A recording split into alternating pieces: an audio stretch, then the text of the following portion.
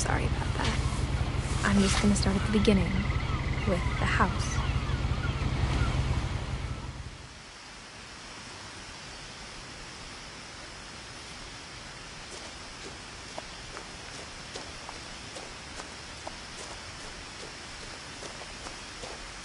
I lived here until I was 11, but I wasn't allowed inside half the rooms.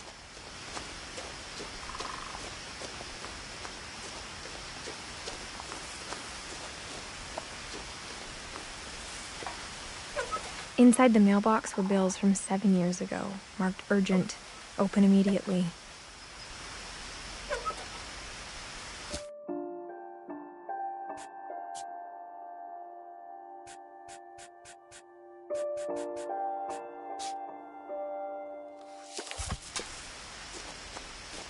I hadn't been back since my brother Lewis's funeral.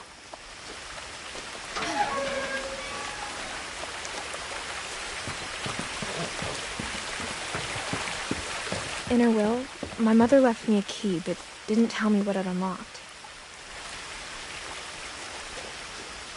Maybe she thought I'd know, or she thought that the mystery would be enough to bring me back.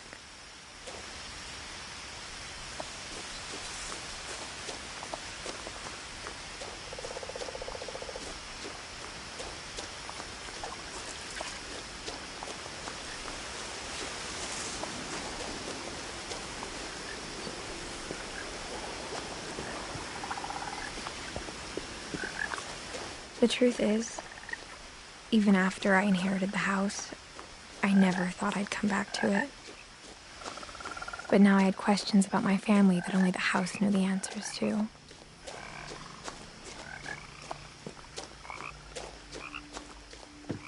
The woods around the house have always been uncomfortably silent, as if they're about to say something but never do.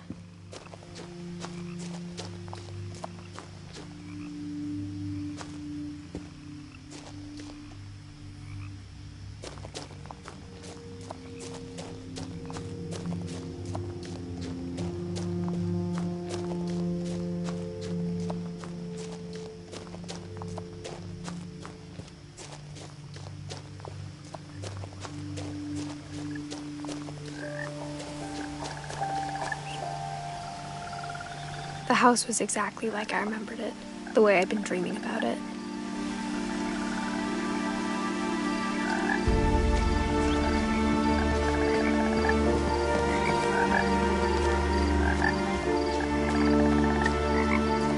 I asked Edie once about the dragon in the pond. She said it had killed her husband.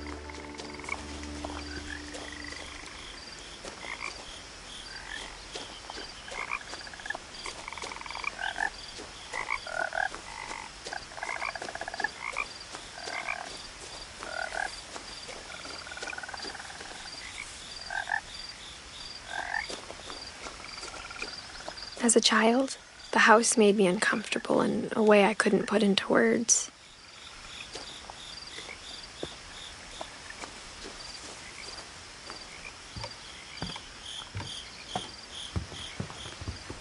Now, as a 17-year-old, I knew exactly what those words were.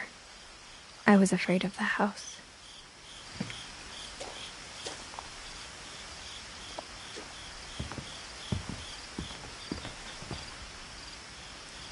I hoped the key might unlock the front door. It didn't. Looking in, I felt like the house itself had been waiting for me.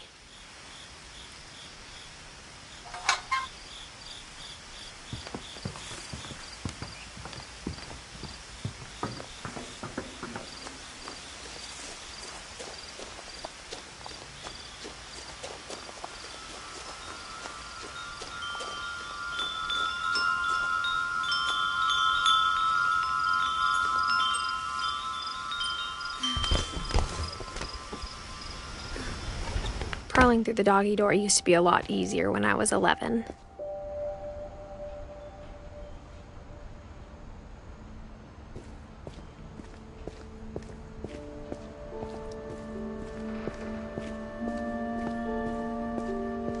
For the first time in years, I felt like I was home.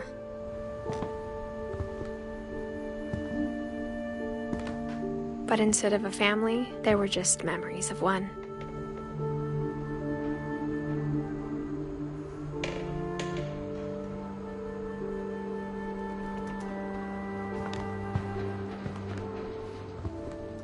Like how only one restaurant would deliver to our house, so we had Chinese a lot.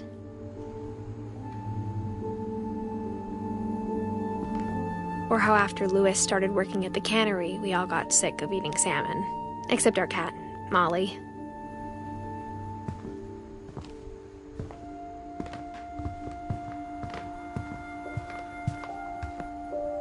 The table was still a wreck from the night we left.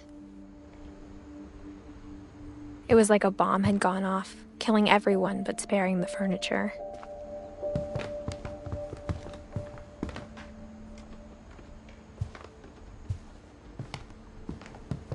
My mom was the only one of us who could imagine Great-Grandma Edie living in a nursing home.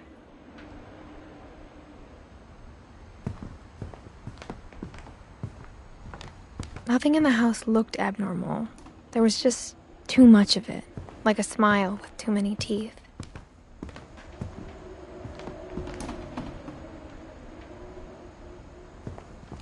Even the fireplace had a story.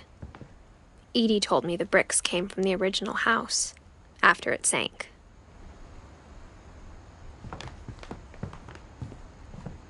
Mom always told me to stay out of the basement, so I wasn't too surprised when the key didn't fit.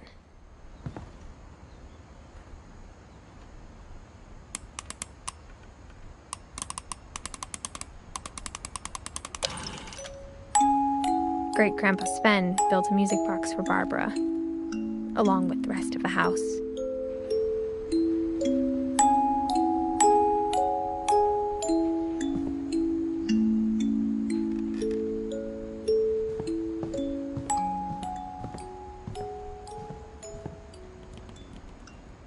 A lot of things got left behind in the whirlwind of that last night.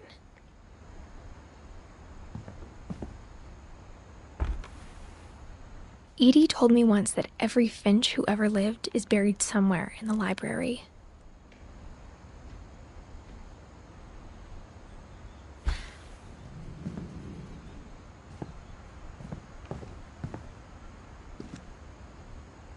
After Milton disappeared, Mom sealed up all the bedrooms. Then Edie retaliated and drilled peepholes.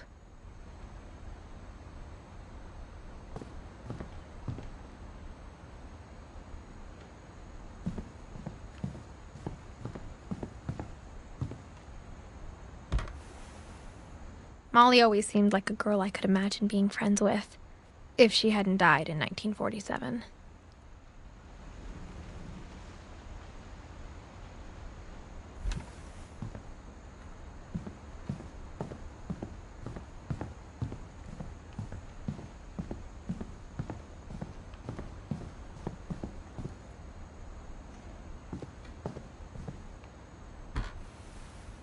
Barbara was a child star for 2 years, until America grew out of it.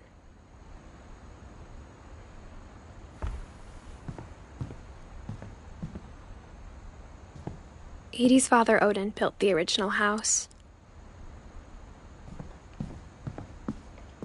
Mom must have locked the third floor stairs on the night we left. Whenever people ask me about my family, the first thing they always want to know about is Barbara.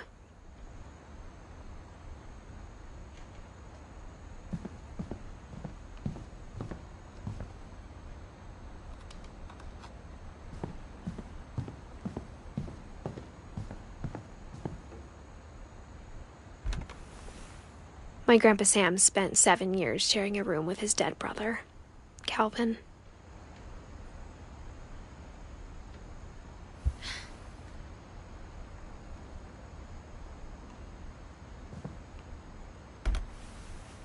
As a kid, I just assumed every house had peepholes and sealed rooms you weren't allowed inside of.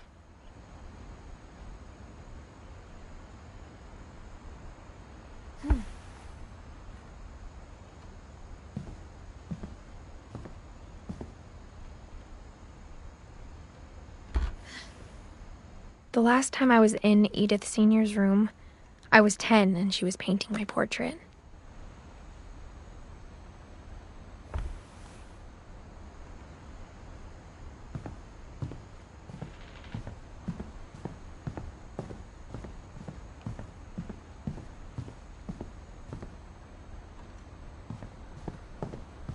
I spent a lot of time playing in Great Uncle Walter's room. I think my mom sometimes regretted not sealing it up.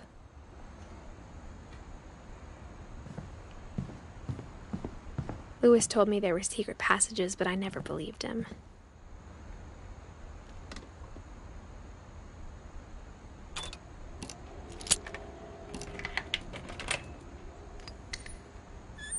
Turns out, my mom was really good at keeping secrets. Now it was time to find out what my mom had been afraid of.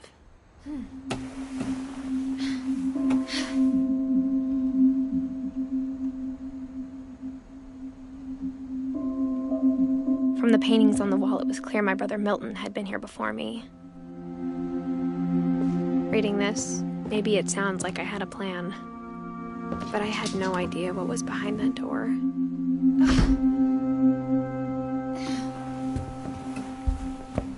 Just like I had no idea where all this was gonna lead.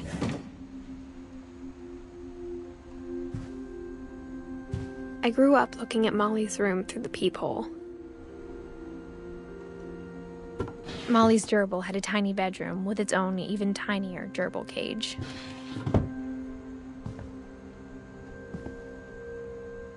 Being inside for the first time, I felt like I'd stepped behind a painting.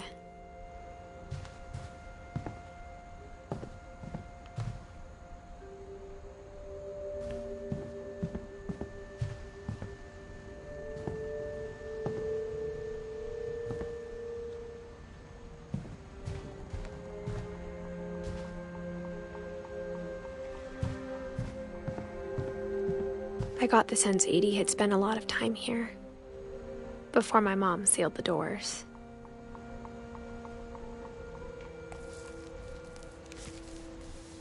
December 13th, 1947. Dear Diary, I'll be gone soon, but I wanted to tell somebody about what's gonna happen. It started when Mom sent me to bed without dinner. I woke up and I was starving, so I looked around for something to eat. The gerbil food was dry, but I didn't mind it.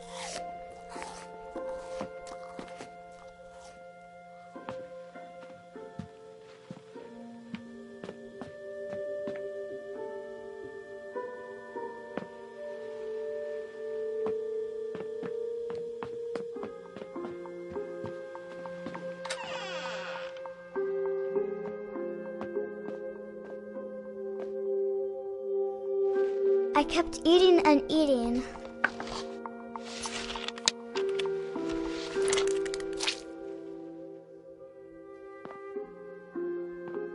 I ate a lot of things that night.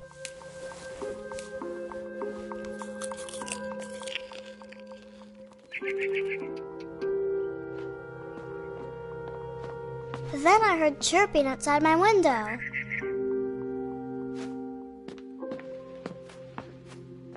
It was a barn swallow going back to her nest. I reached out for her.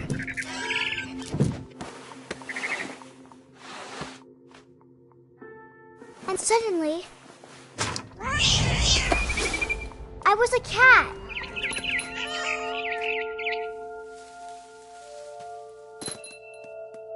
I tried to be quiet, but the bird was really scared.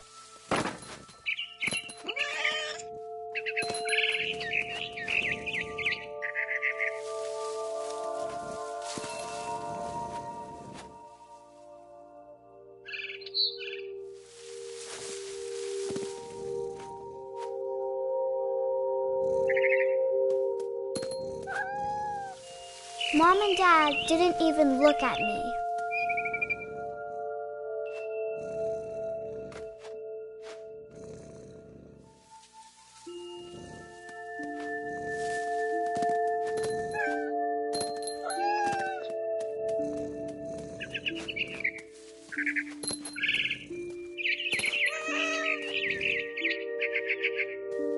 I jumped and I almost got her.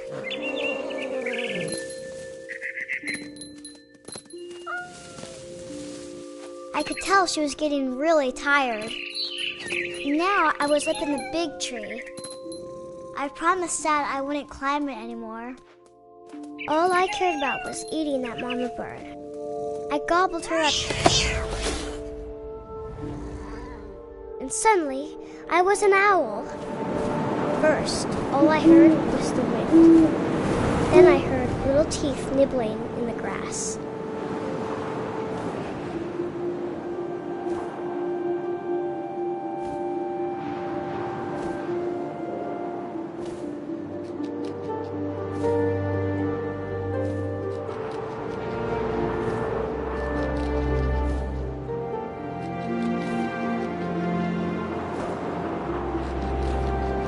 Rabbits.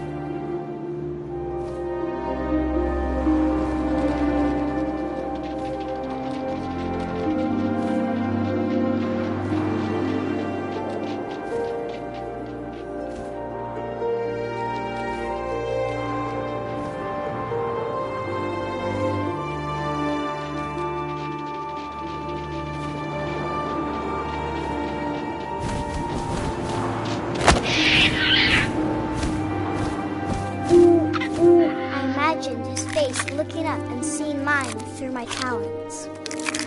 I swallowed him up, and I didn't chew one bit. Then I flew off to find something bigger.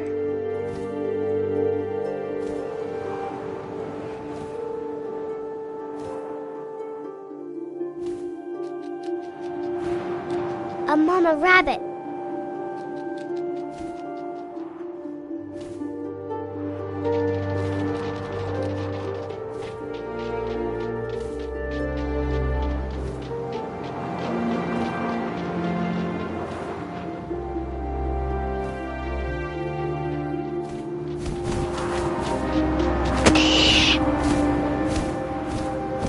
She was almost too big to carry. I started choking, but I couldn't stop eating. And suddenly, I was a shark.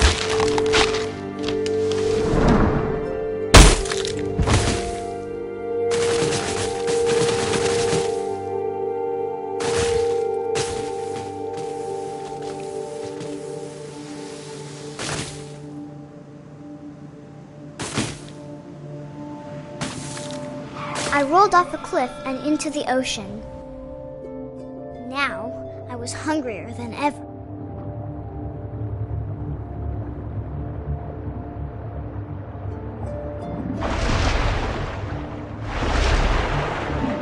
I wanted fat, juicy seals. I tore off her flipper, and it tasted really good.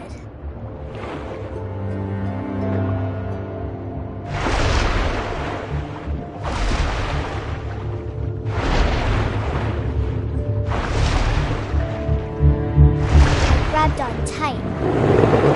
When I was so hungry, I jumped out of the water.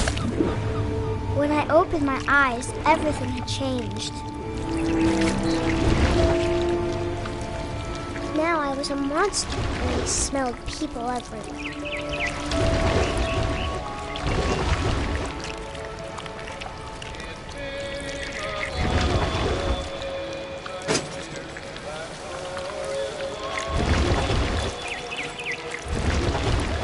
I was big, but I moved real wide.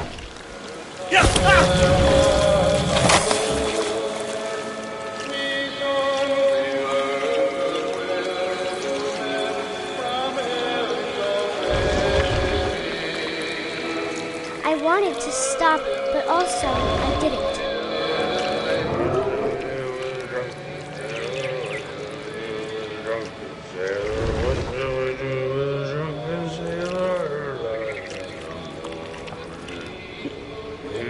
Belly with a rusty razor, belly with a rusty razor, shaves belly with a rusty razor. What shall we do with a drunken sailor? What shall we do with a drunken sailor? What shall we do with a drunken sailor?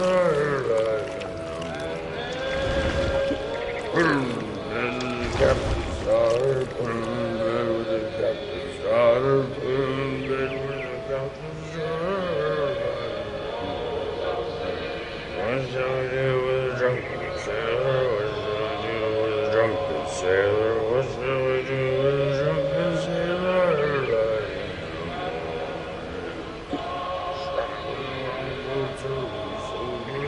What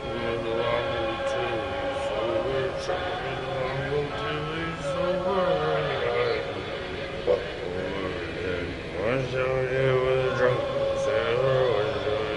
a drunken sailor? What shall we do with a drunken sailor?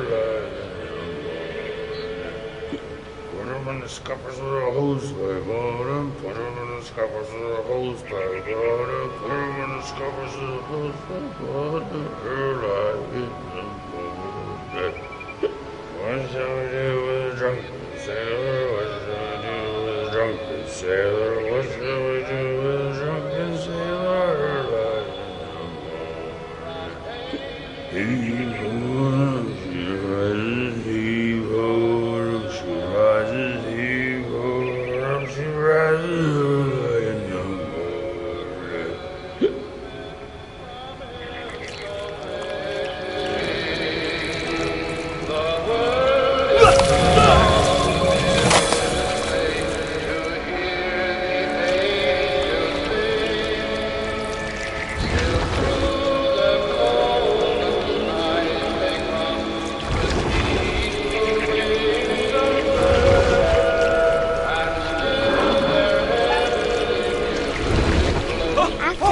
Passenger, I was still hungry, and across the water I smelled something I had to have, so I swam towards it.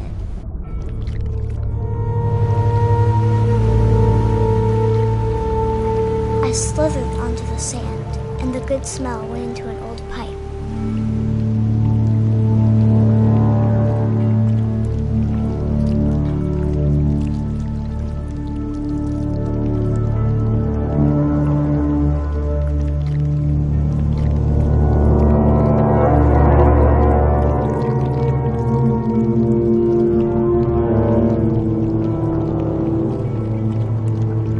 Closer and closer.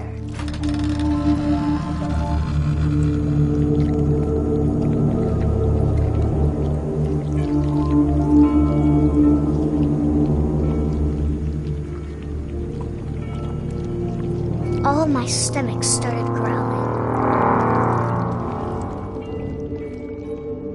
And suddenly, I was me again. I held my breath for a long time, but I couldn't hear anything. I think it's waiting for me to fall asleep. But it's not going to wait much longer. It needs to feed, and we both know I will be delicious.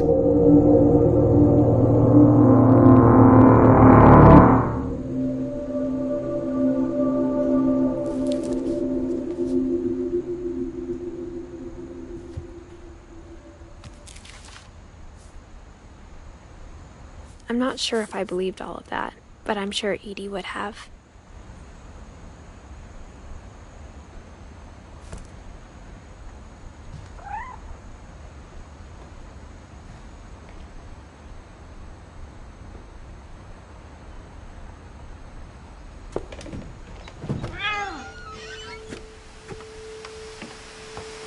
This will be obvious later, but my mom never told me any of these stories. Edie would have, but Mom didn't like bringing up the past. Though, when we adopted a stray kitten, she was the one who named it Molly.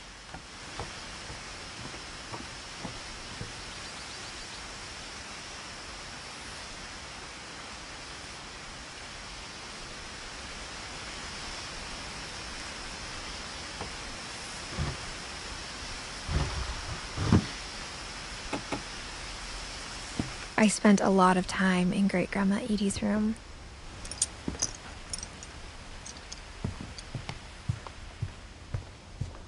Even in her 90s, sometimes Edie seemed a lot younger than my mother. When Edie told people Sven was killed by a dragon, she could also have said he was building a dragon-shaped slide that collapsed. She could have, but she didn't.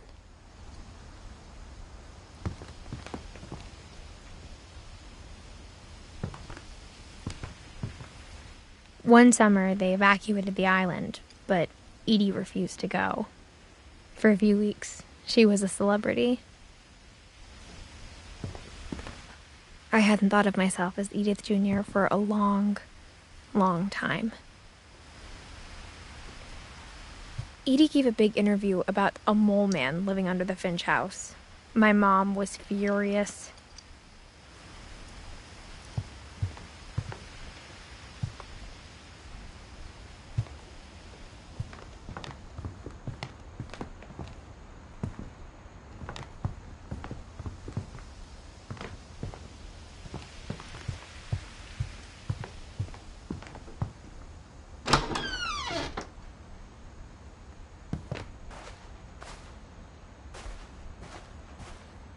The only trace Grandpa Sam's first wife, Kay, left on the house was the pink bathroom.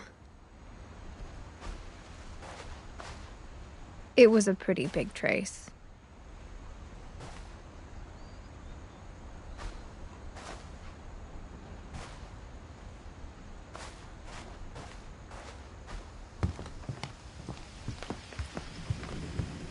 Her room was like a museum.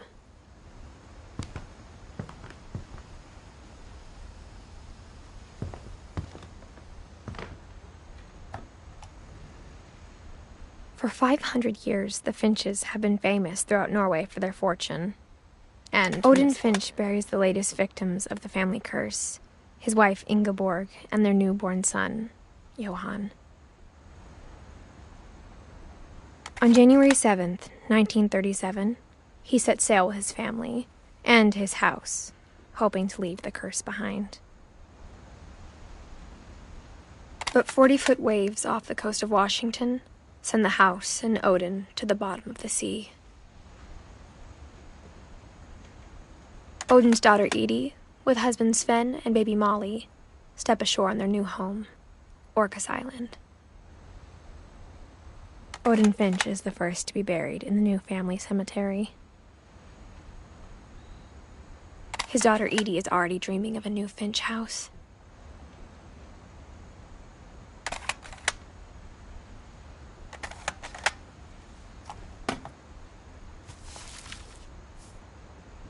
Whatever's wrong with this family, it goes back a long ways.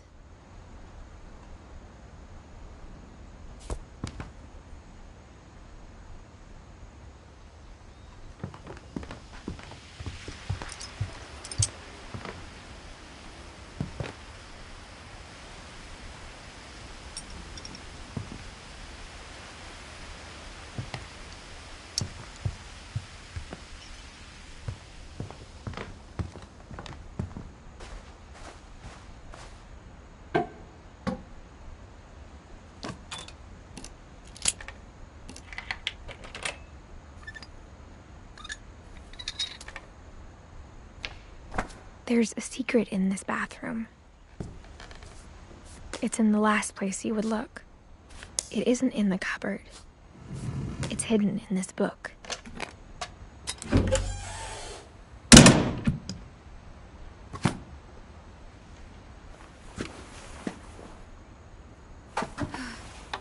Sven gave Sam an old camera he'd refurbished. He never put it down.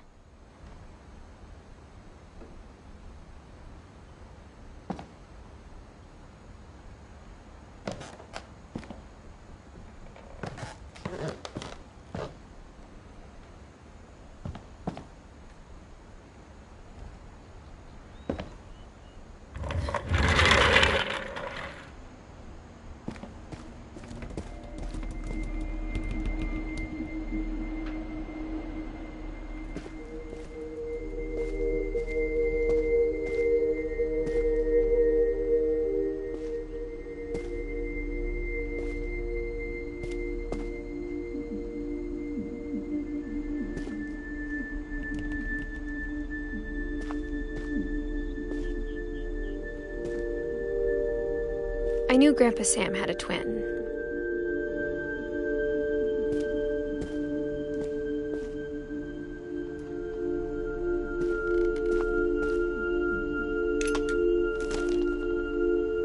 and that he never talked about him.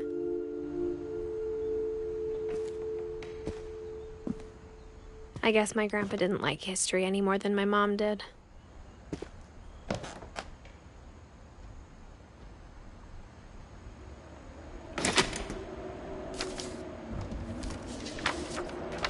How I Want to Remember My Brother by Sam Finch. The thing I remember is that when he made up his mind, that was it. My brother said he'd die before he ate another mushroom, and he did. At Barbara's funeral, we swore we'd never be afraid again, and he wasn't. I think Calvin always wanted to fly. Sam! Calvin! Dinner's ready! Coming! But that day, he finally made up his mind to do it.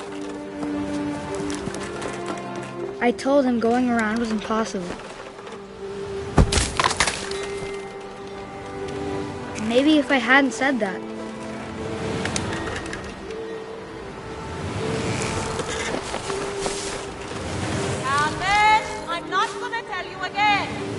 maybe if the wind hadn't picked up,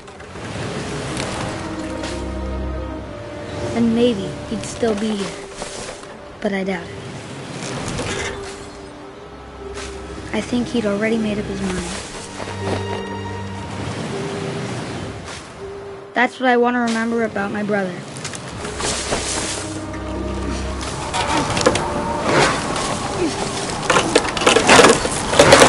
The day he made up his mind to fly. And he did.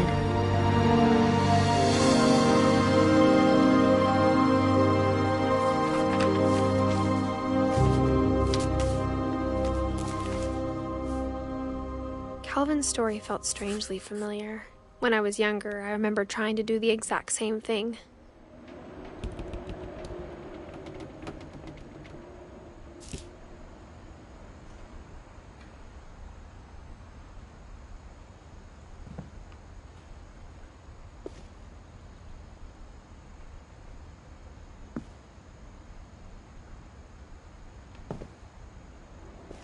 After the funeral, Edie roped off Calvin's half of the room.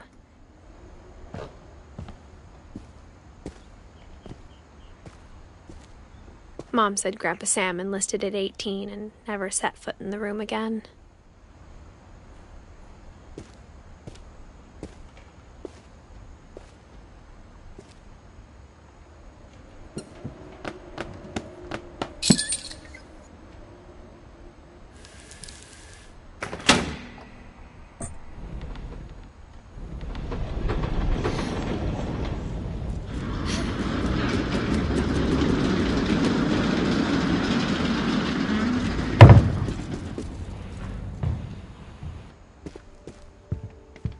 The passages were a pretty tight fit.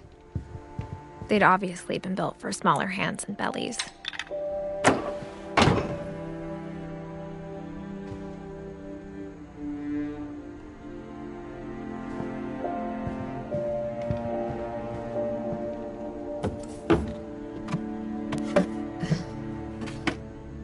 Growing up, I always thought of Barbara as a child star.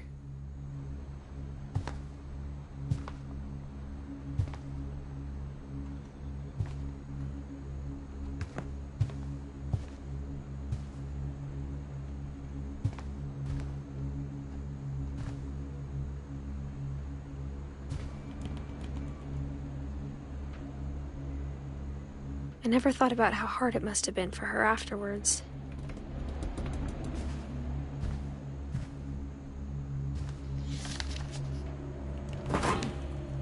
Of all the stories people wrote about Barbara's death, I'm surprised Edie saved this one.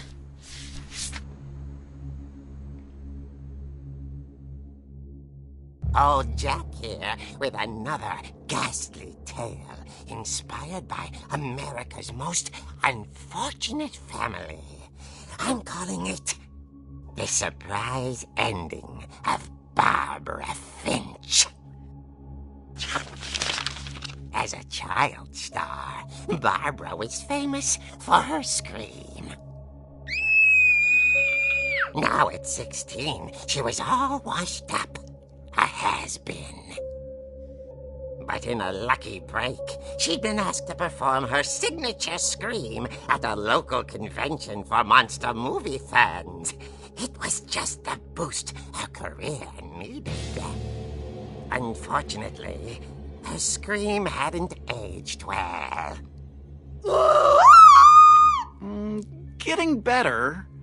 I think you just need the right motivation. Her biggest fan and current boyfriend, Rick, was about to demonstrate when... Now that was a great scream. It was Barbara's father, Sven. He'd slipped into a table saw and had to be rushed to the emergency room. So Barbara got stuck babysitting her youngest brother, Walter. Her convention comeback was canceled. Okay, I'm hearing frustration, but I'm not hearing terror. What if I tried... A gang of hoodlums in Halloween masks have been terrorizing Orcas Island tonight. Police are urging residents to... That came from the basement. You're right! Also, I loved your delivery on that. Why is your basement door locked? Because my dad likes making puzzles and secret passages. There's a key hidden in the music box. The secret is to keep winding and winding until finally the key pops out. Thanks, babe. I'll be back in a sec. 20 minutes later, Rick hadn't returned. So Barbara went to look for him, right on cue. She reached for the music box. And as she wound the key, she listened for Rick, but the house was silent.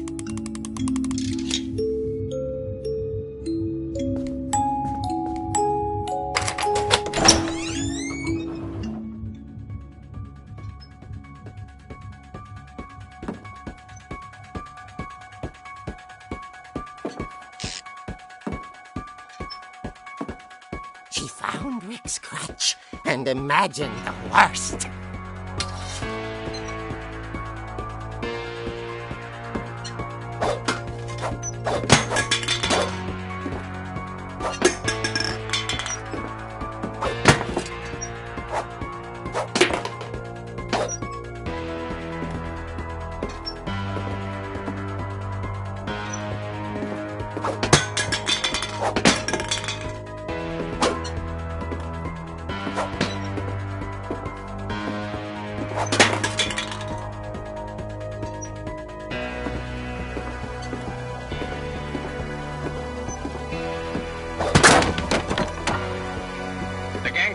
The infamous Hookman killer, Dr. Carl Hamill, who impaled and then ate his family 10 years ago tonight.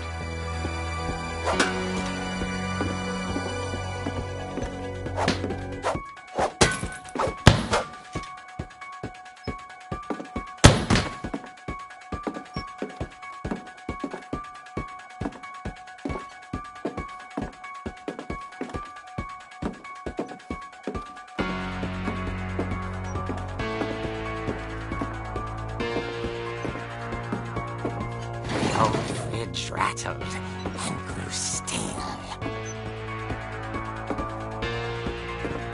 Oh dear!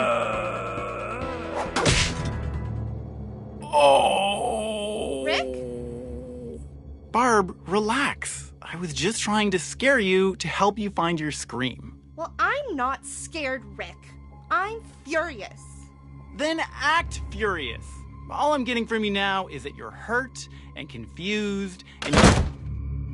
She threw him out, but she kept a little something to remember him by. Barb, have you seen my other crutch? And she was still holding it when she fell asleep watching the late picture show. Hours later... Barbara! Walter, what's going on up there? Ah! Okay, I'm coming up, but if this is a trick, you're dead, Walter.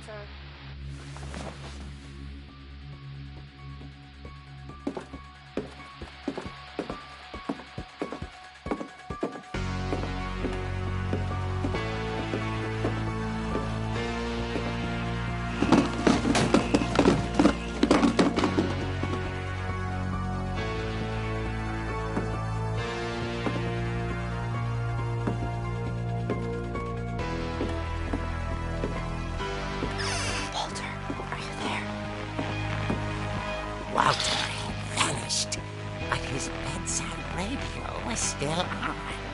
Orcas Island police describe the man as 6 feet tall, with a steel hook for a hand.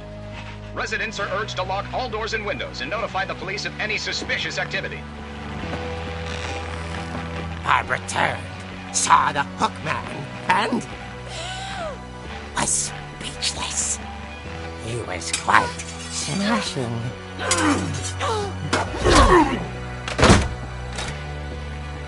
And he was. He couldn't get enough of Barbara. Okay, Barbara, there's gotta be another way out of here.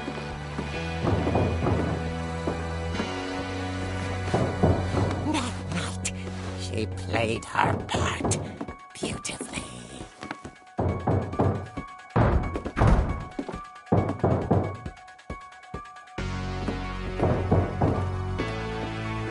Molly's door hadn't been opened in years. The hinges groaned.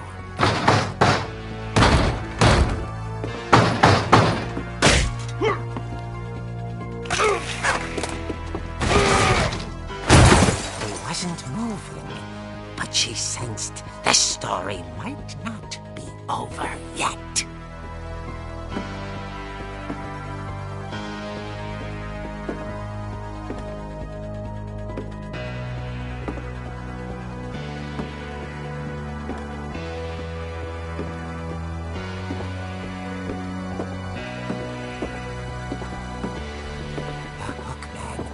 Vanished.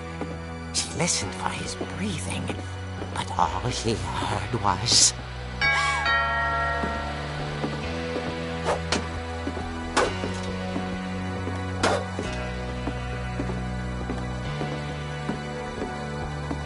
At the door, she heard whispering. It was coming from inside the house.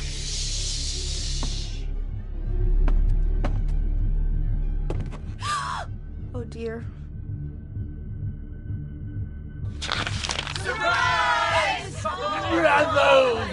You were wonderful. The monsters had come to surprise her. For Barbara, it was a dream come true. Then she saw what kind of monsters they were, and she realized what was about to happen. She was going to be famous. And with her final breath, Barbara Finch gave the performance of her life.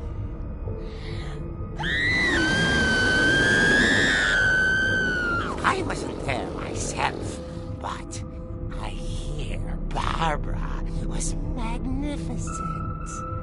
Poor girl. She had a taste for stardom. But unfortunately, so did her fans. Of course, the police blamed it all on poor Rick, who disappeared the same night. And little Walter, hiding under his bed the whole time. He took it all pretty hard, but that's another story. As for Barbara, tucked inside the music box is all they ever found of her. Her ear.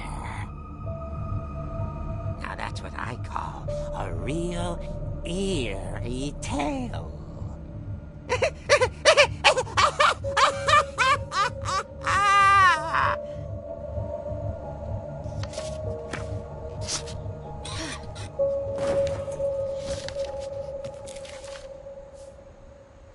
Edie told me all Barbara wanted was to be remembered, as absurd as that comic was. Maybe what Edie saw was a happy ending.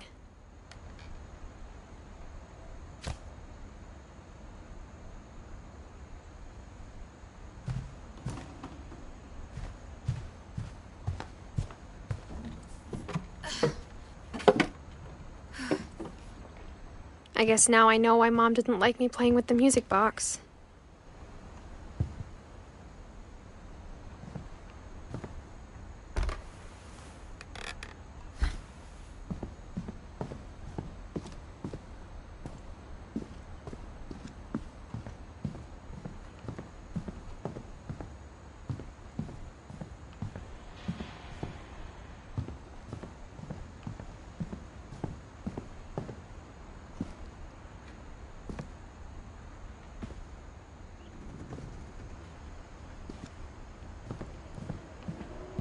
My mom wasn't much of an optimist, but she never stopped believing that my brother Milton was alive.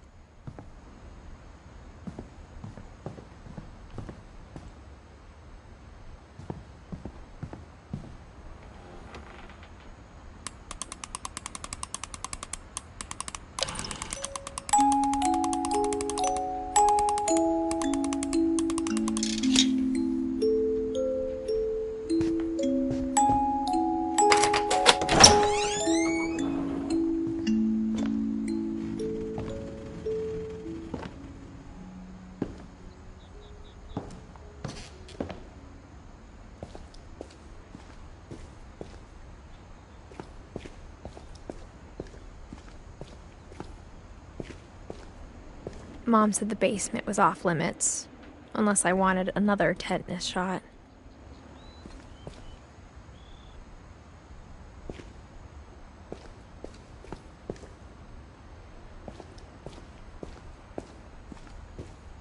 I saw Edie sneak down to the basement once, carrying packages.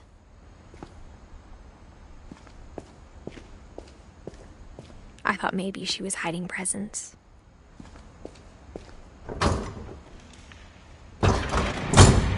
It turned out she was hiding a lot more than that.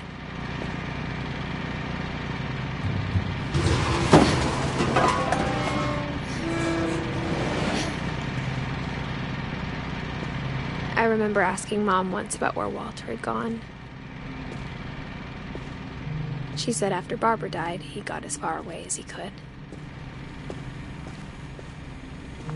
If there's a pattern in all these stories,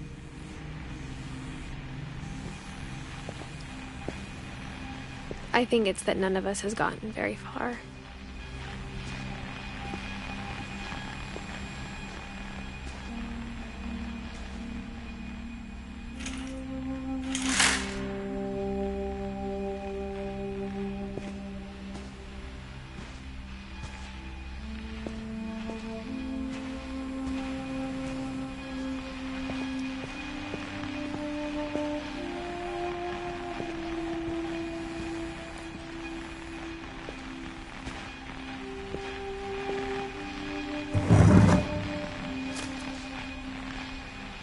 Goodbye, everyone. I can't believe I've been down here for 30 years. On that first day, after the shaking started, I didn't think I'd survive a week.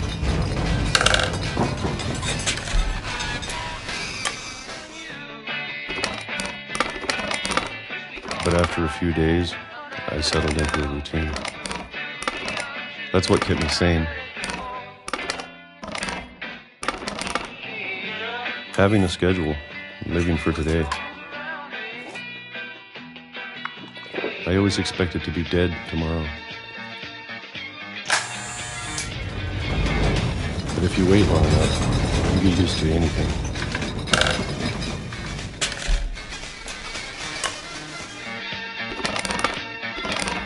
Even a monster on the other side of the door starts to feel normal. Almost friendly.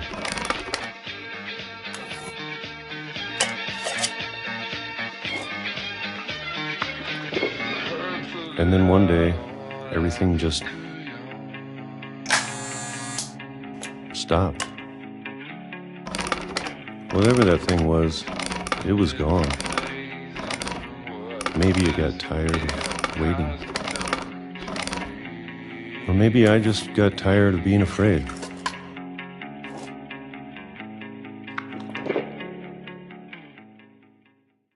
It's been a week now, the longest in 30 years.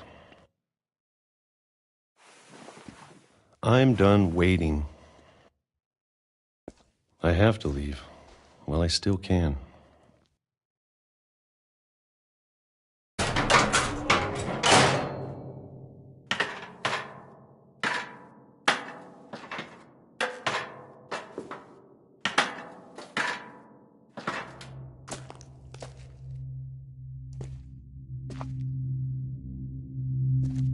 I know it's out there, somewhere.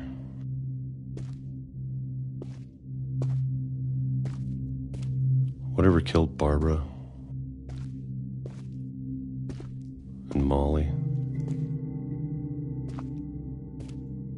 and Calvin. Maybe this is all a mistake. But I need to stop living the same day, even if it kills me.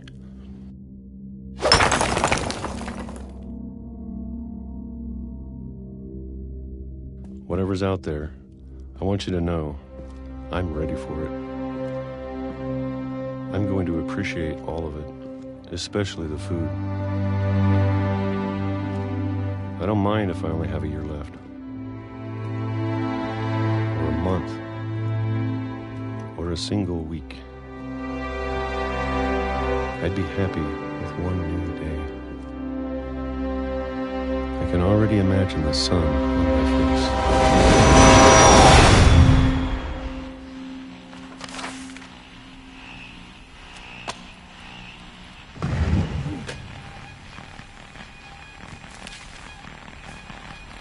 Walter died when I was 6. I can't believe my mom never told me he was down here.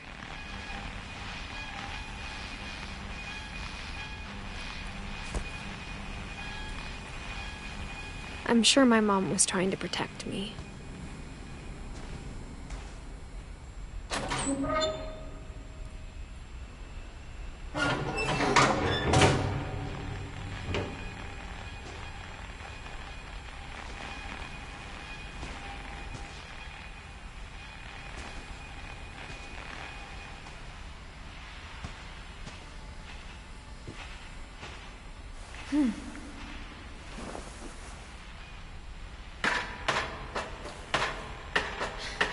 Maybe she was afraid I'd end up like Walter.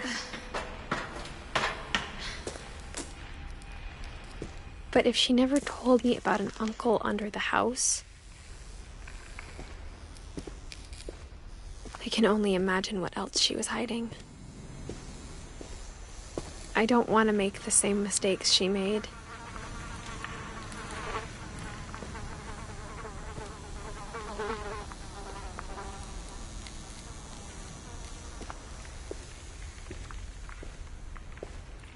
Trying to bury something that's still alive.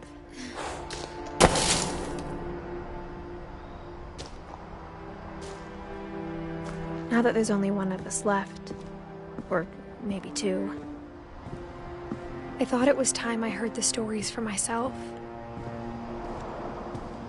and found out what happened to everyone else. But now I'm worried the stories themselves might be the problem. Maybe we believed so much in a family curse, we made it real.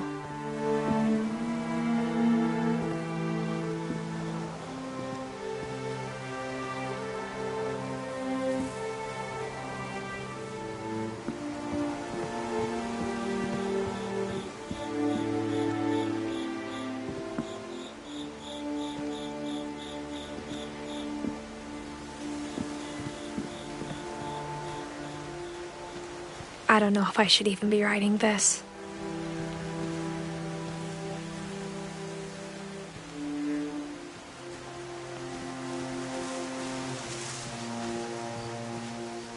Maybe it'd be better if all this just died with me.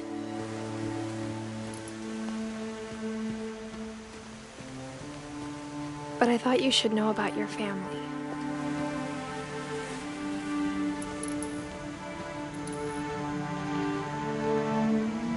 And the history you're a part of.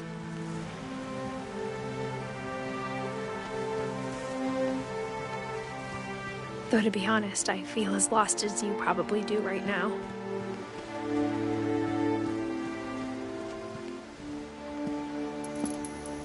I think the people in these stories believed them, for what that's worth.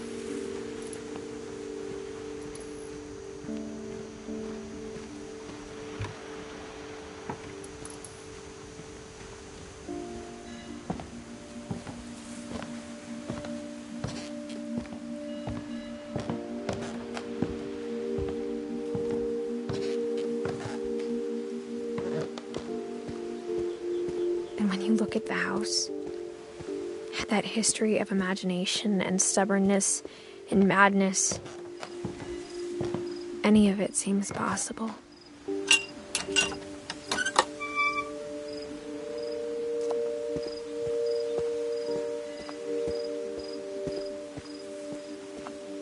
I think we've been surrounded by death for so long, we've just gotten used to it. What kind of family finishes building a cemetery before starting the house?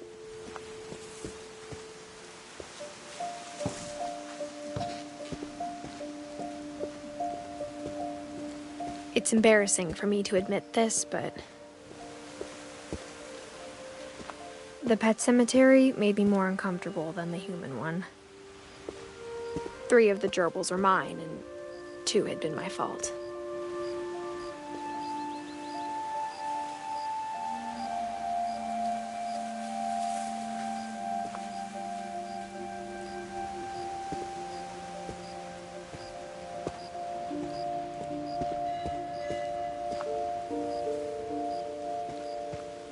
Sven built the house, but it was Edie who designed the cemetery.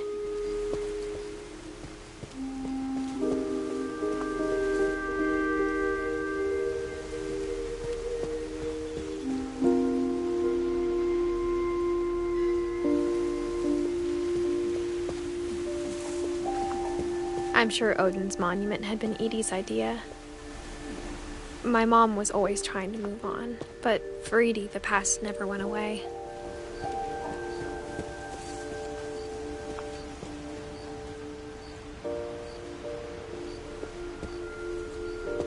She could see it poking out of the water at low tide.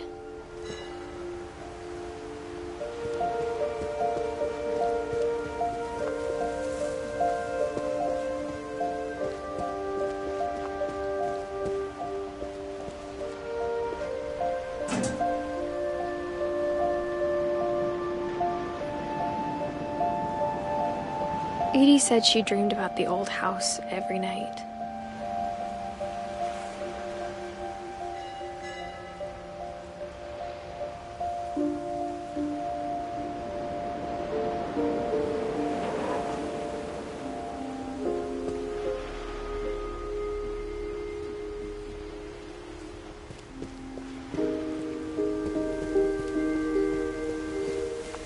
Edie's side was always easier for me to understand.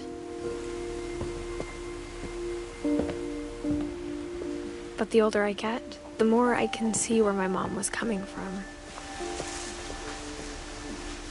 Her dad had been pretty strict, but it wasn't enough to save her brothers. She was just trying to do better.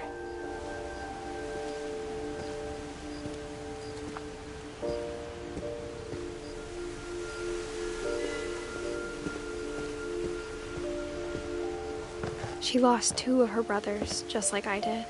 I get why she tried so hard to protect us.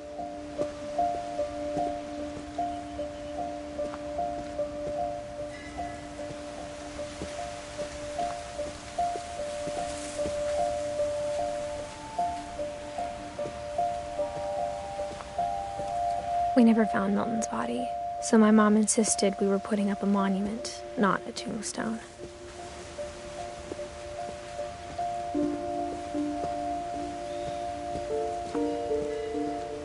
There's so many things I wish I could ask my mom now. Part of me thinks this is what she wanted all along. For me to come back someday and find everything out for myself.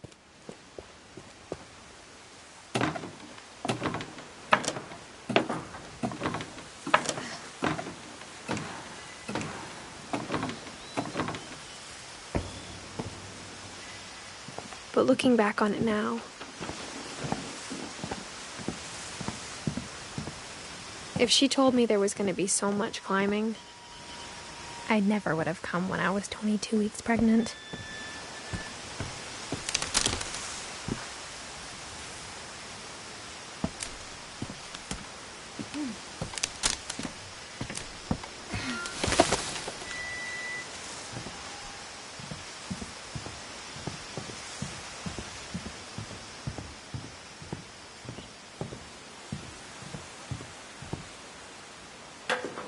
I never met Grandpa Sam, but I think he and my mom had a lot in common.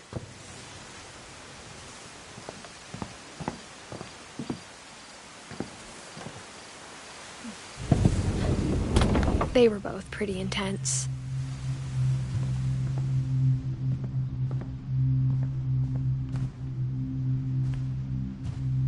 Sam spent his life shooting photos, but Mom said he got nervous being in front of the camera.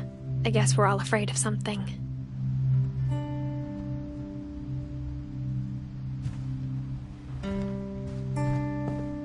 Instead of hiding from death, Sam seemed to go out of his way to meet it.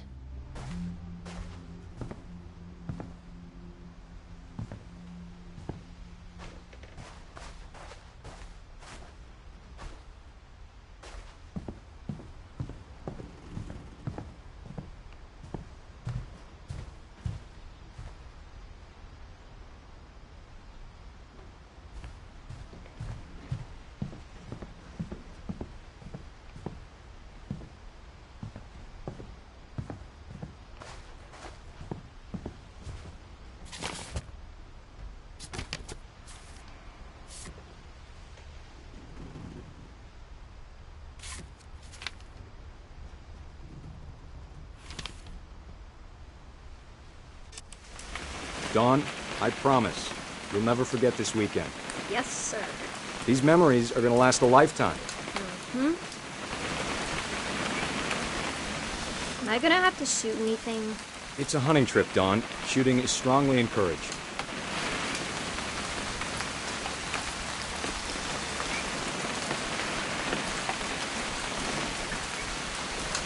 What? Perfect. It's gonna rain the whole weekend, isn't it?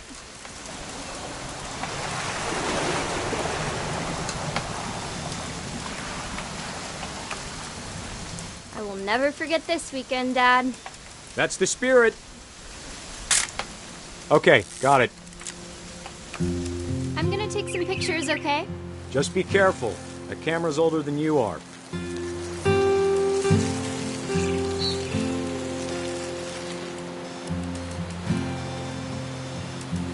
Definitely should not have drunk all that coffee. Hey!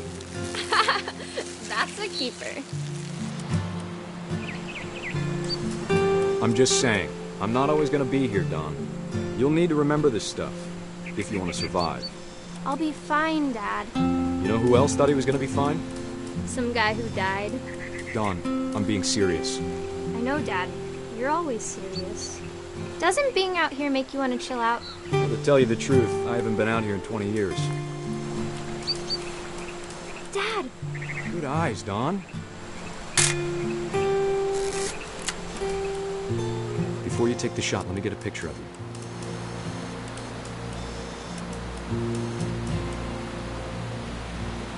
Dad, I... Just breathe. Turn off your imagination. Focus on your target.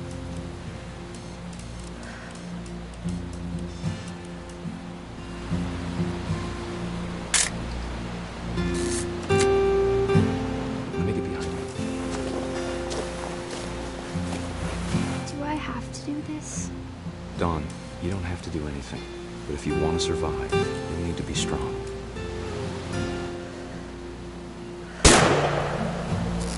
Great shot, Dawn!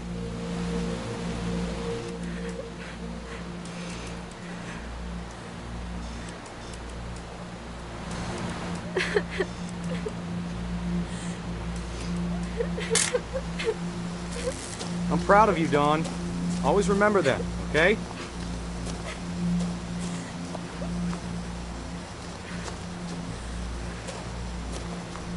Dad, it's twitching. I think That's it's totally normal, Dawn. Just focus on the camera. Try not to think about— Dad!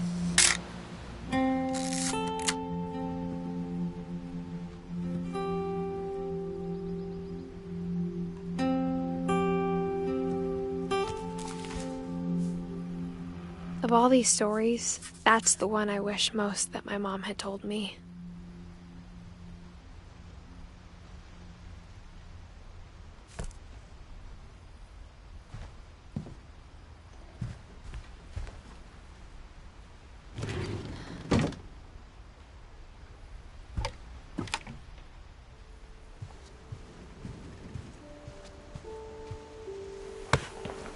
After Sam died, my mom and Edie got really close. They'd both lost a lot.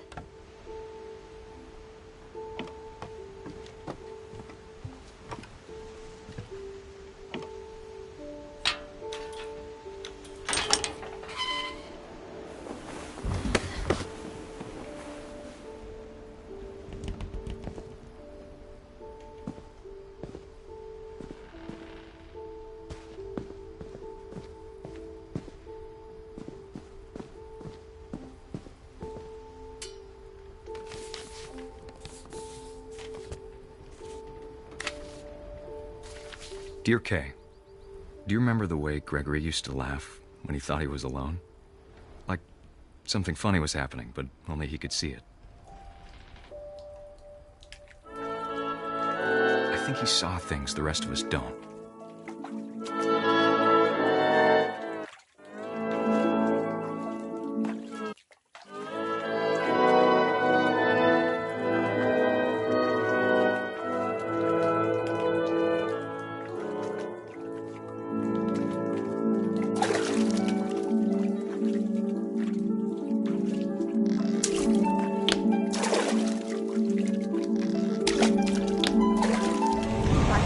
Gregory, it's time to... Hold on, sweetie. Hello? Sam, I told you I don't want to talk right now. I wonder what he saw.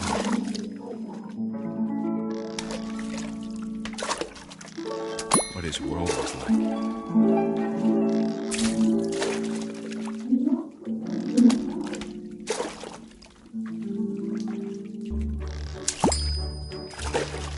Reminded me so much of Calvin.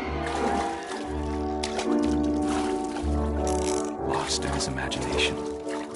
Whatever it was he saw, it sure made him happy.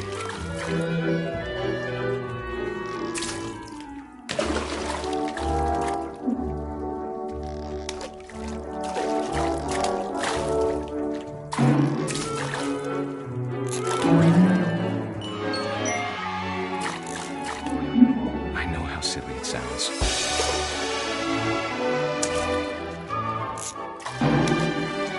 But I worried about a baby being too happy.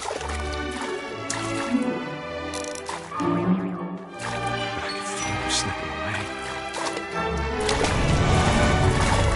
Sorry about that, Gregory. I know you did everything you could. Maybe if I hadn't called that night. Damn it. Hold on, I don't want Gregory to hear this. I wish he could have told us about the world he saw.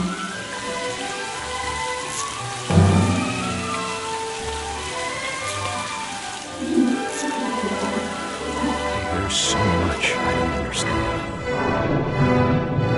about Gregory. About everything.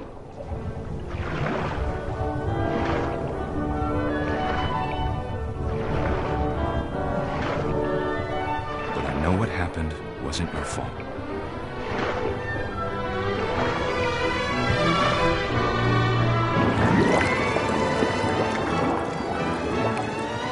I'm sure he's happy. I think he'd want you to be happy too. Good luck, Kay. Love, Sam.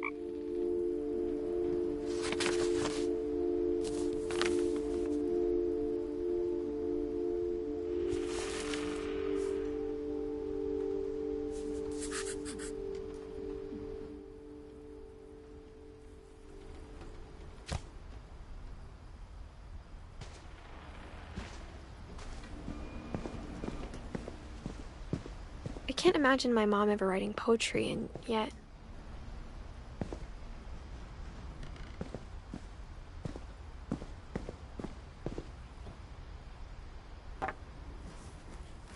A poem for Gus, who always said the wedding was a bad idea. Our father never hit us kids, at least not very hard. before the day my brother said with teenage disregard that he'd be dead before he'd see a wedding in our yard.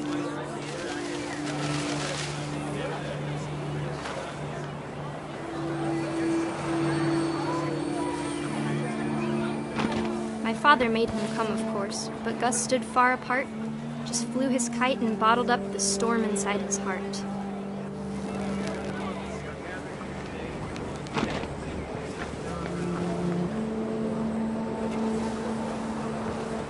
I tried to talk him out of it, but though he'd never met her, "We don't need a stepmom," were the words that I now remembered. pronounce you husband and wife. You may kiss the bride.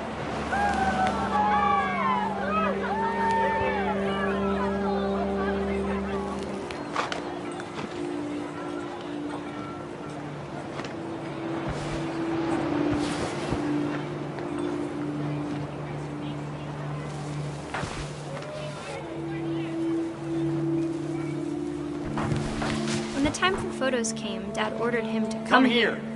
But Gus declined, and as a sign held up his middle finger.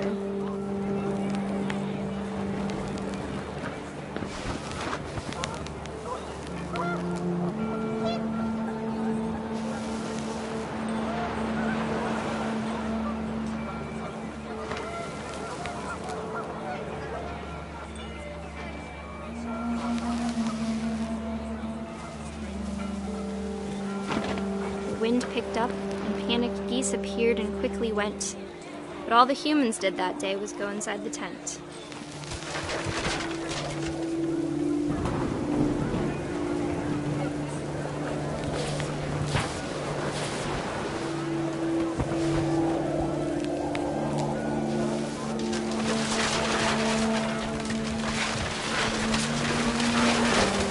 The rain came down in buckets then, but no one seemed afraid that nature might destroy the tent our dad had crudely made.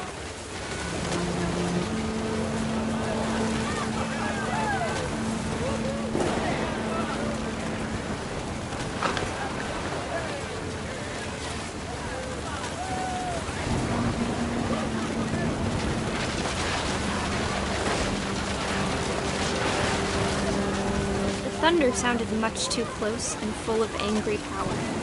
But all my father said to this was, "Make the music louder."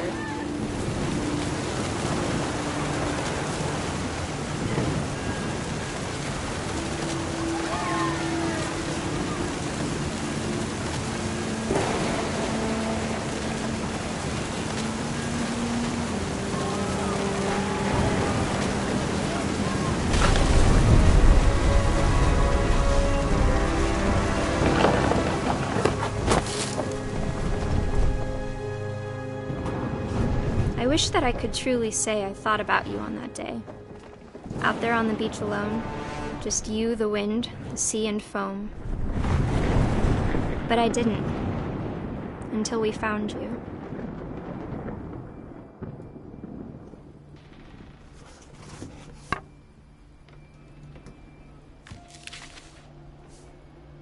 She never talked about him, but Mom told me once if I was a boy, they were going to name me Gus.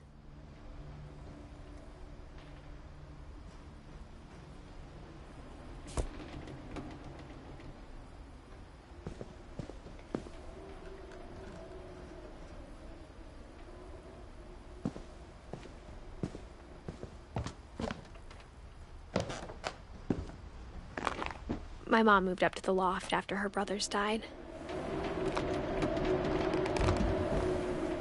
At the time, it was as far away as she could get.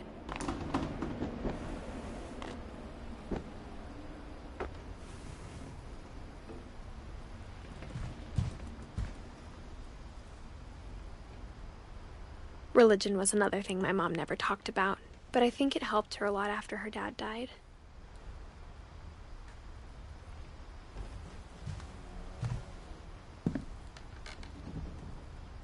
She spent a summer building houses in Calcutta, where she met my dad, Sanjay.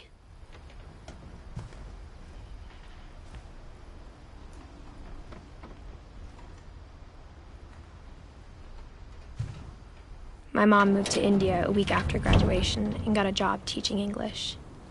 Louis was born a year later.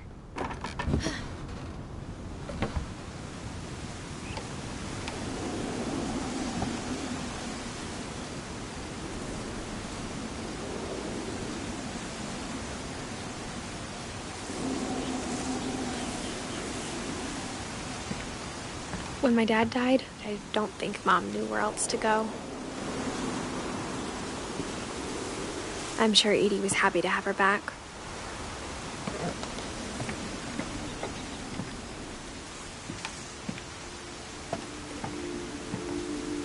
The house had to get a little bigger, but Edie was used to that.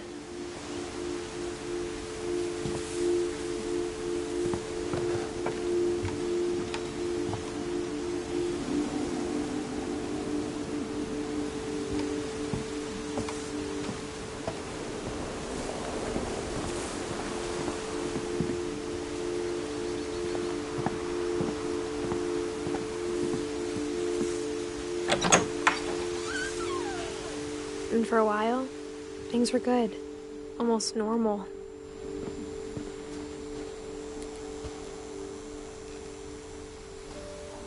But it didn't last.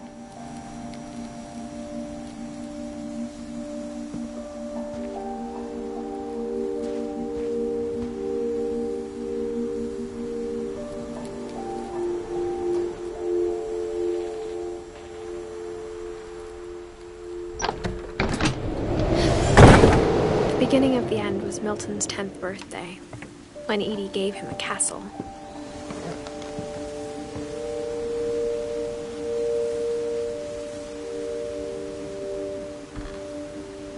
After Milton disappeared, the only thing he left behind was a room full of paintings.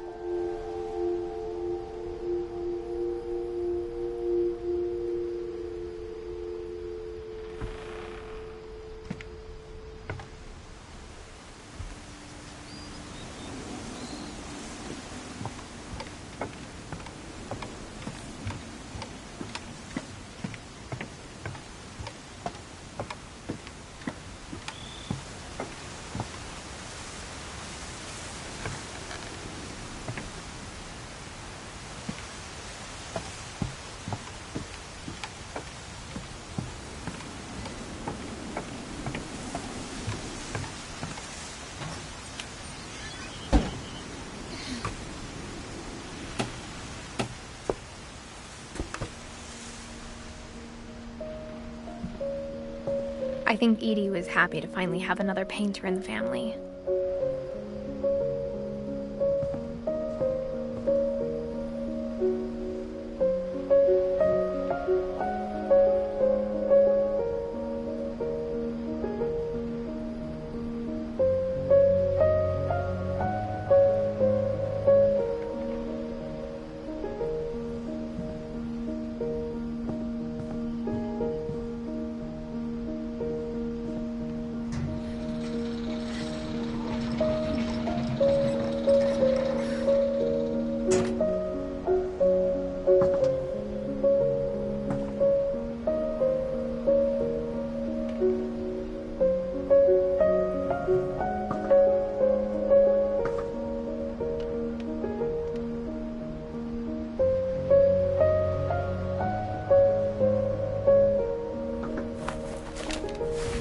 Milton Finch in The Magic Paintbrush.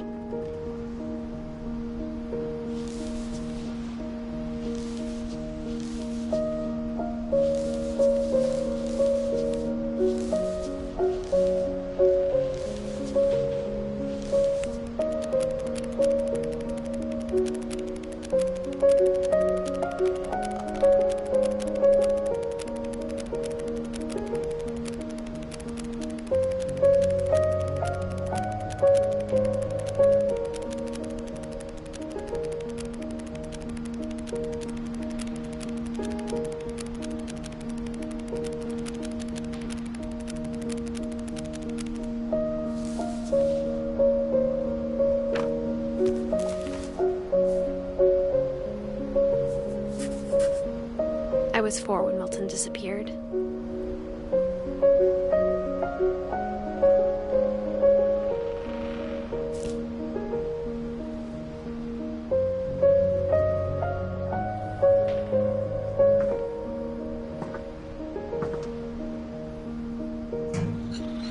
Mom spent months searching for my brother. Then she sealed the doors.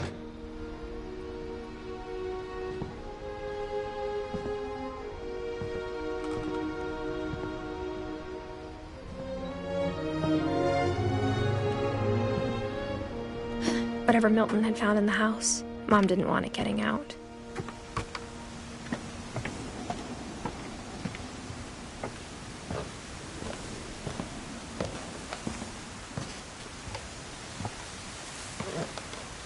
Mom definitely blamed Edie, but I think Louis blamed himself.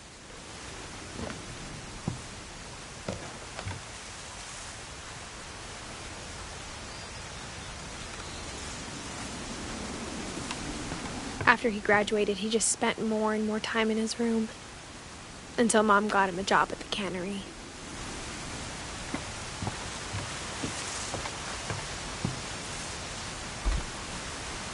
Everyone always told me to stay out of Louis's room, except Louis.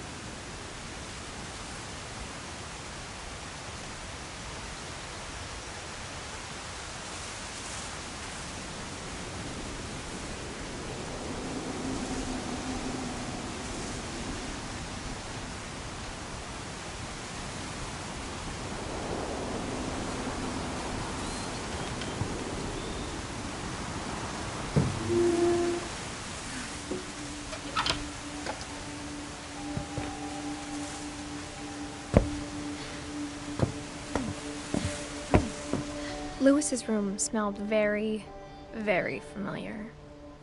That part of him lived on.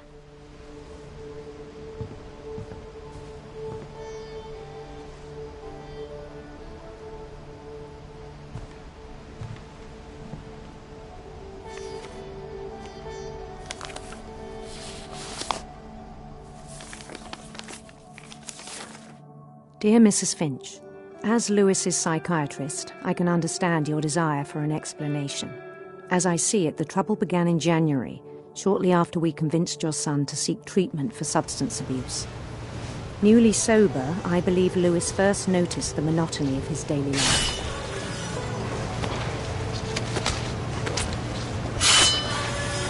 He kept working at the cannery, but he withdrew part of himself. In our sessions, I saw the same behavior. His mind began to wander. I asked him to describe it. He said he started small, imagining a labyrinth. He'd feel his way about. Then something moved. Bats. And toads.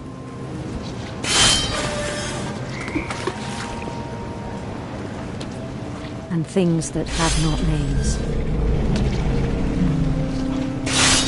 He knew it was all in his head.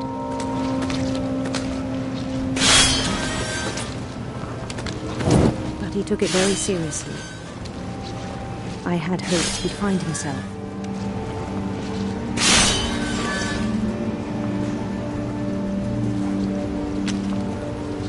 But he found something more.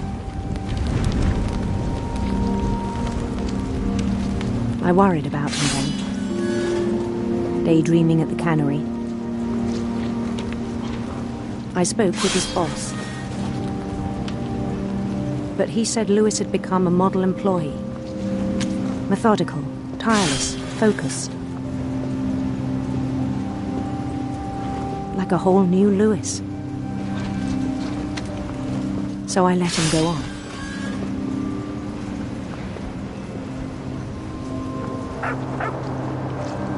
I even encouraged him. It seemed very promising at first. He told me he'd made a new friend.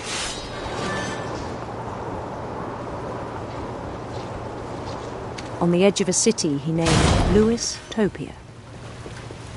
He built the city up slowly, brick by brick. Then he made musicians.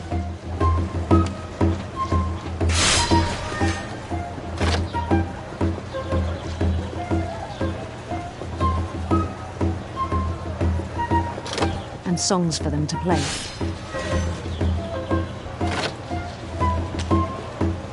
He talked about starting a band. And he was always humming something. Every day his imagination grew stronger.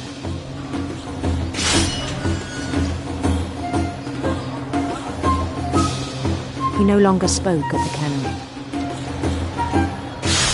But his chopping was as reliable as ever. Then one day it struck him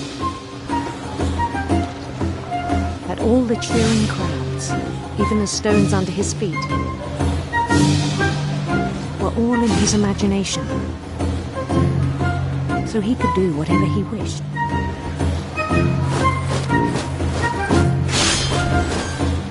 He held an election for mayor. And he won.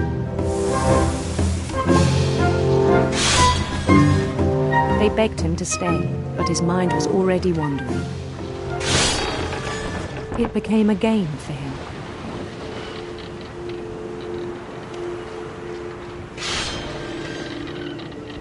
He'd conquer a city, then immediately push on. New Louisville.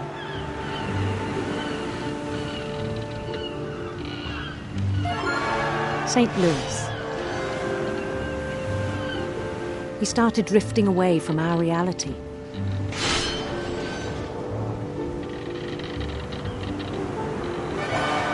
Minneapolis, until one day he forgot to go home from the cannery. Even as his mother pleaded with him, part of Louis kept sailing on.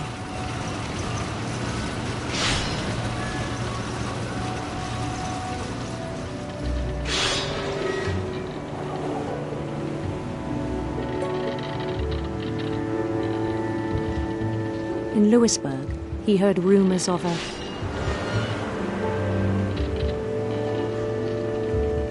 handsome queen.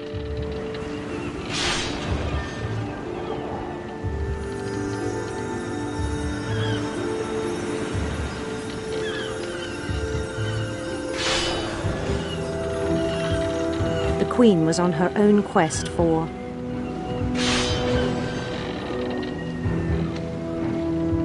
sinister serpents.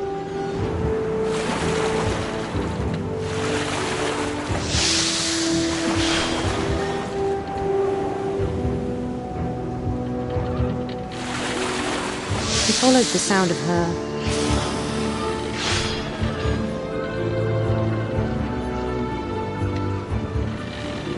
electric sitar.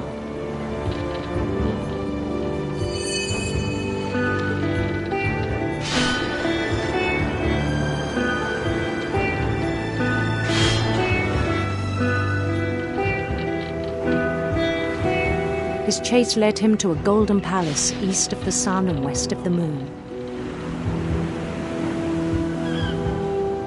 Even then, his logic remained sound. He knew the world was all in his imagination.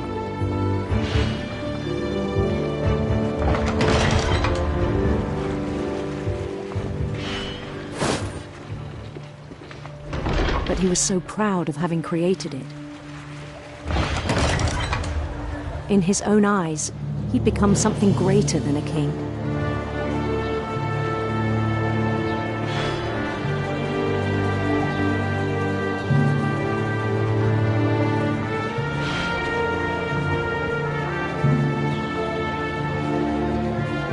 For someone who'd never known success in the real world, I think it was overwhelming. And then it struck him that the real Louis was not the one chopping salmon, but the one climbing the steps of a golden palace.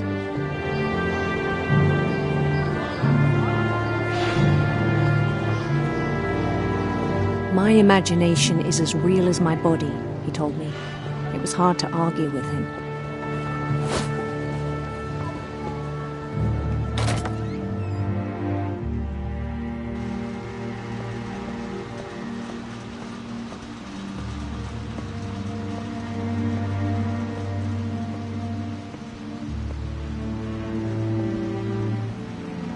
Began to forget the world we know.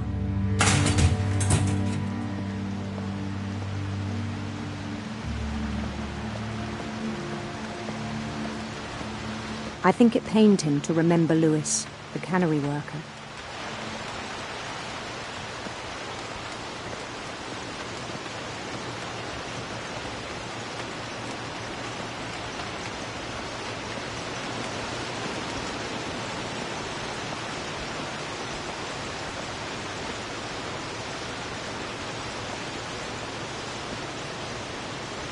He began to despise the man with a royal contempt.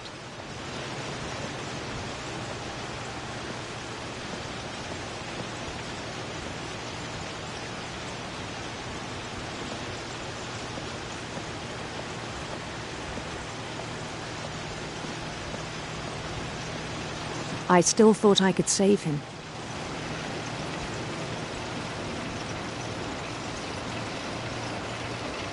Even after he said he was being crowned king over all the lands of wonder.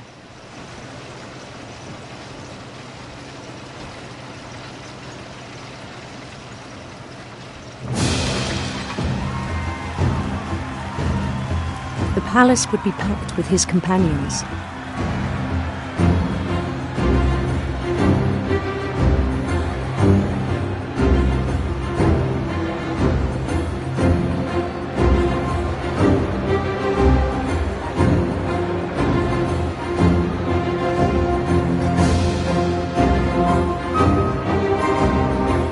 wise Calico who had insisted on advising him.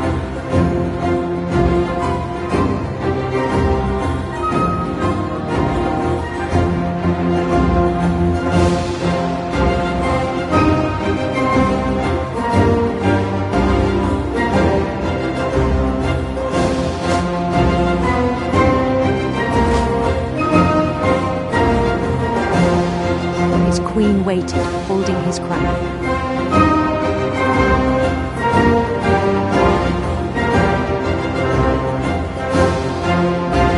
There was only one thing left to do.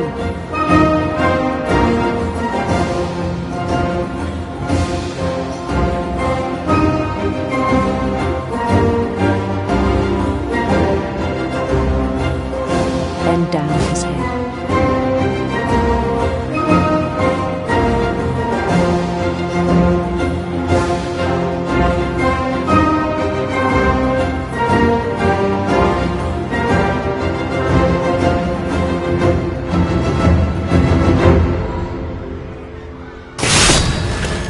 I think you know. Mrs. Finch, your son was a kind man who will be missed by all of us who knew him.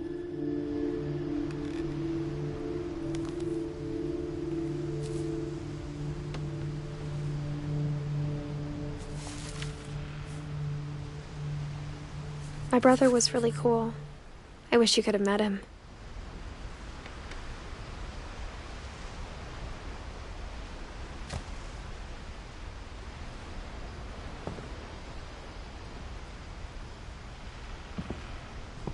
Louis and I spent a lot of time playing games together, but he was surprisingly bad at them. He died a lot.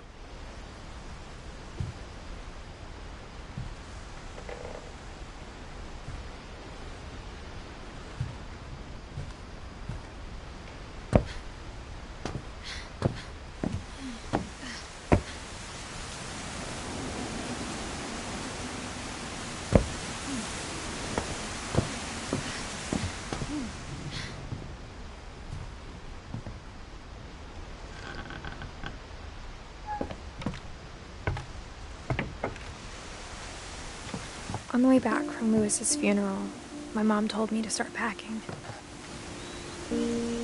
She waited until the day before we left to tell Edie.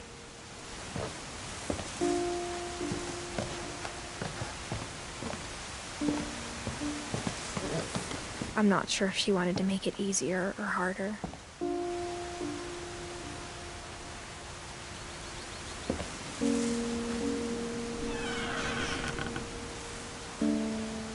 I wish we'd stayed.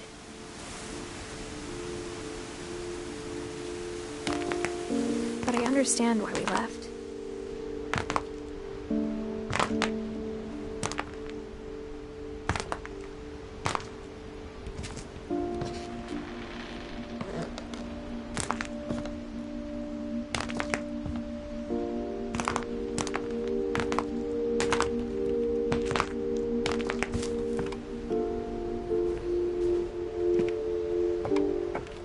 My mom ended up leaving everything behind.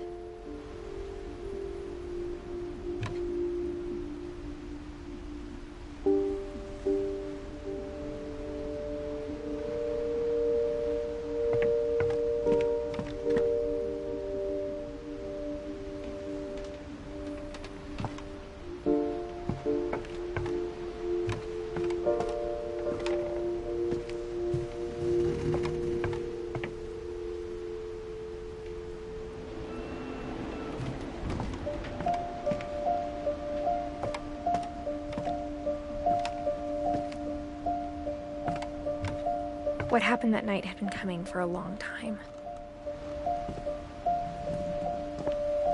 Maybe it should have come sooner.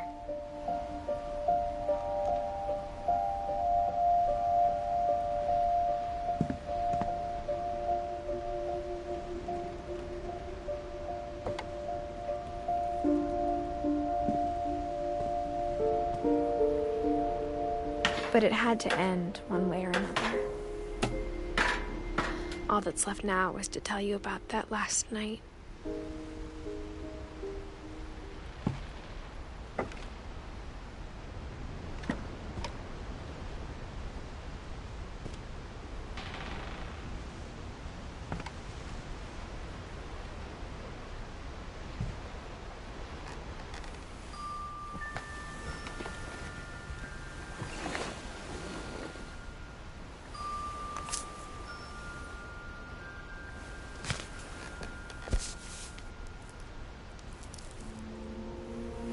That whole last day, Edie just watched us pack and didn't say a word.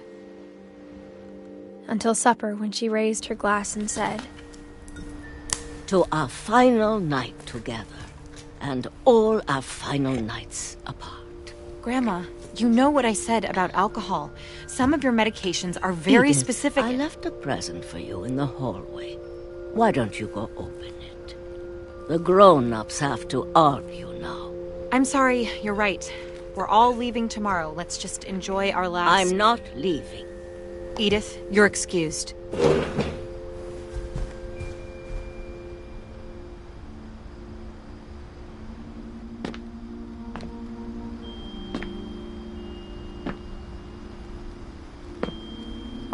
The power had been shut off that morning, but Edie always had plenty of candles. When my mom sealed the library, I don't think she knew about the other entrance. Or that Edie had a key to it.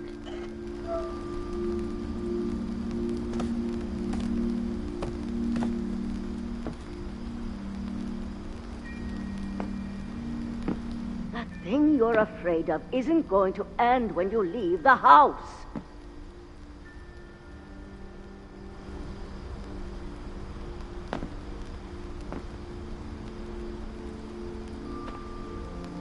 Edith has a right to know these stories. My children are dead because of your stories. I think it's best if Edith and I leave tonight.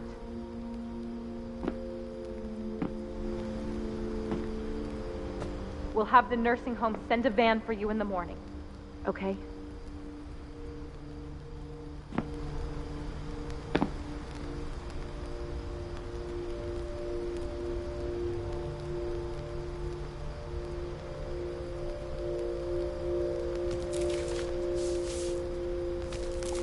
Dear Edith, there's so many stories I wish I could tell you, but there's only time for one. This is about what happened on the night you were born. That night, the tide went way, way out.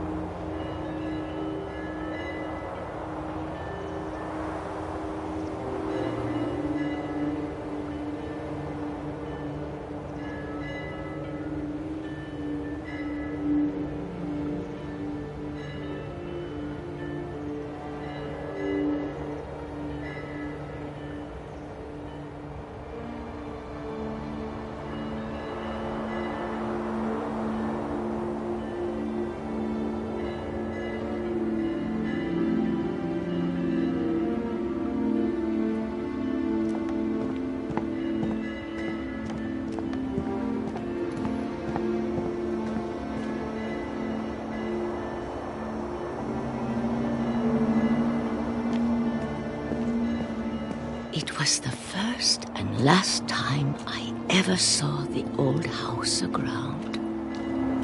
There'd been an earthquake out in the middle of the ocean. They called it the lowest tide in 1,000 years. God, it smelled awful.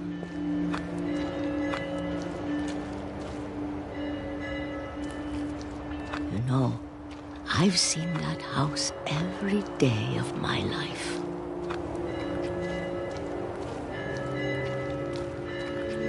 But I never thought I'd go back to it. When the fog rolled in, I lost my way.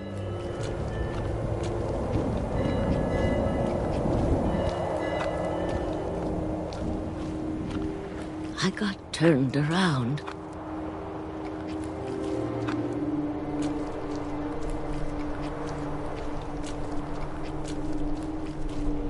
I started seeing things.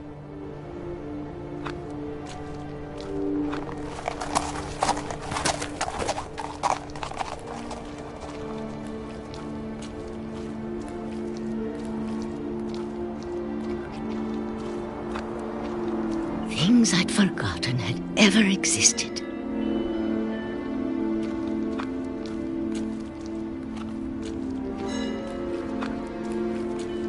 But when I saw them, they felt like old friends.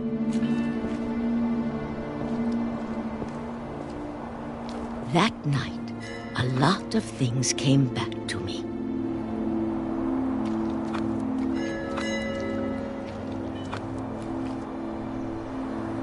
Or maybe I came back to them.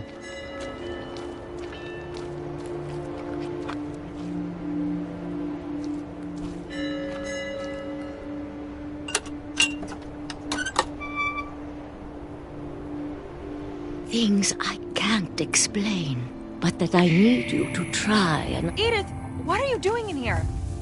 It's mine. Edith! Mom, you're gonna rip it! Let go! I kicked and screamed, but Mom dragged me to the car.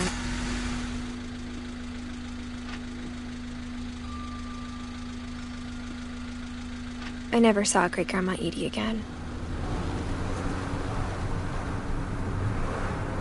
The next morning, the van came to pick her up, but she was already gone. After that, we moved around a lot.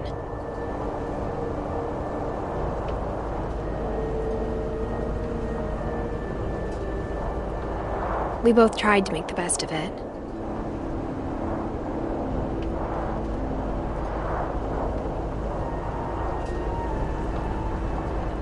A few years went by.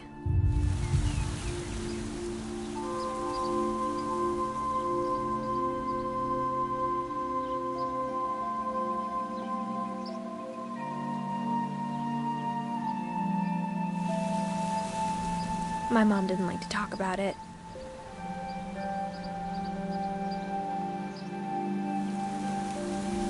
But she started getting sick a lot.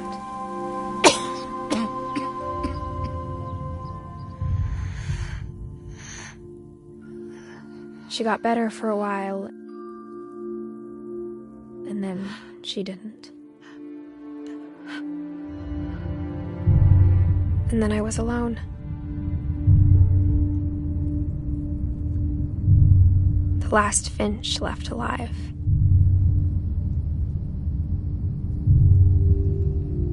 Until I found out about you. I'm still not sure what to tell you about all this.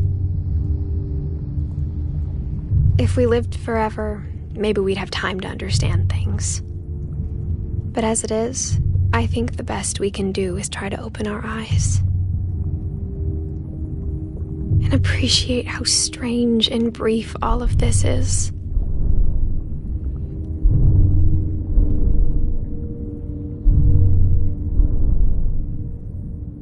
This journal was supposed to be for you. But now I hope you'll never see it. I just want to meet you and tell you all these stories myself. But I guess if you're reading this now, things didn't work out that way.